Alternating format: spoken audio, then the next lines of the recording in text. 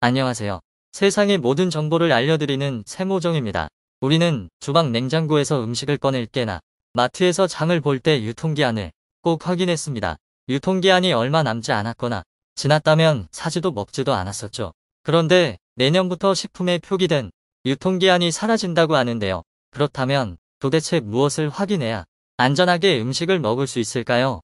우리나라는 1985년 유통기한 표시제를 도입해 현재까지 식품의 유통기한 중심에 일자 표시를 적용하고 있습니다. 따라서 소비자들은 식품에 표기된 유통기한이 지났다면 더 이상 음식을 먹을 수 없다고 판단해 폐기해버리죠.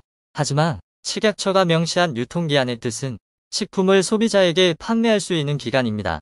즉, 식품의 수명이 아니란 얘기죠. 그렇다면 유통기한은 어떤 기준으로 정해지는 걸까요? 식품의 유통기한이 정해지는 과정은 첫 번째, 오뚜기 풀무원 같은 식품 제조업체에서 제품의 특성과 유통 과정을 고려해 맛, 색깔, 냄새 등 오감을 통해 검사하는 오감검사와 수분, 산도 등 화학 성분, 그리고 경도와 탁도 등을 검사하는 물리적 검사 총 3단계를 거칩니다.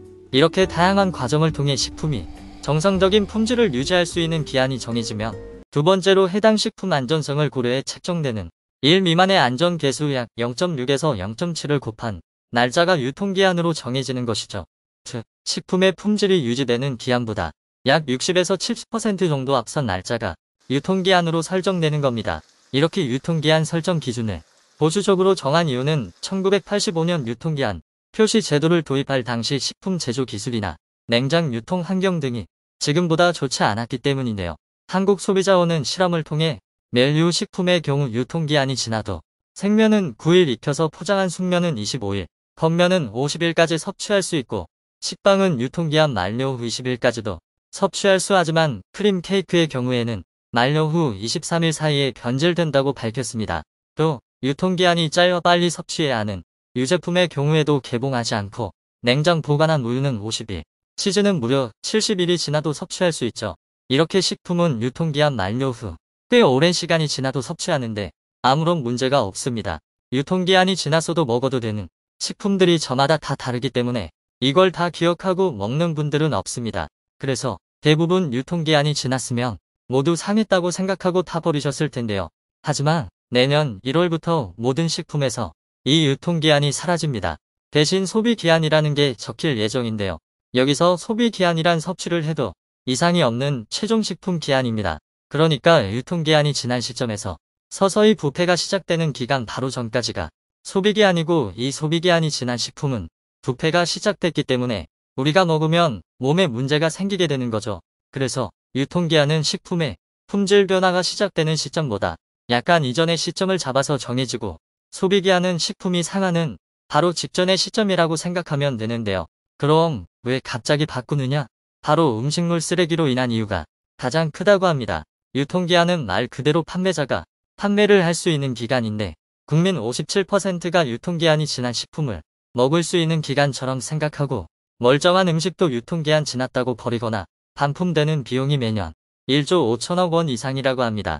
그래서 내년 1월부터 생산되는 식품은 모두 소비기한이 적힌 상태로 판매가 되는데요. 하지만 일각에서는 이 소비기한에 대한 우려의 목소리도 나오고 있습니다.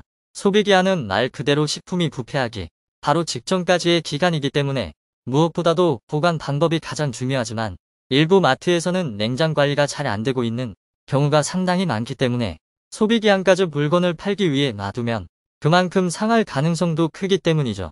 그래서 식품을 판매할 때는 지금처럼 유통기한을 표시하되 소비자가 쉽게 볼 수 있게 소비기한을 함께 적는 게 현실적인 대책이라는 의견이 많았습니다. 분명 소비기한은 우리가 보다 쉽게 식품을 먹을 수 있는 기한을 확인할 수 있어 좋을 순 있지만, 지금도 유통기한이 지난 식재료를 불법으로 사용하고 있는 양심 없는 가게도 있는 만큼 극단적으로 유통기한을 없앤다는 것은 앞으로 발생할 여러 문제들이 결국 소비자에게 그대로 돌아올 수 있기 때문에 보다 소비자가 안전하게 음식을 먹을 수 있는 여러 보완책들이 도입돼야 되고, 사람들이 혼동되지 않도록 홍보 또한 중요해 보입니다. 그리고 무엇보다 소비자가 보관하는 방법이 중요하다고 강조했는데요. 소비기한까지 안전하게 음식을 섭취하기 위해서는 식품을 밀봉해서 보관하거나 또는 냉장 제품의 경우 0에서 15도씨의 온도 기준을 잘 지키는 것이 중요하다고 합니다.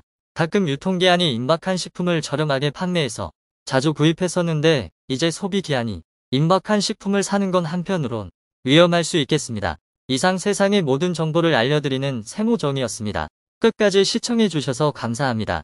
구독과 좋아요, 알림 설정은 사랑입니다.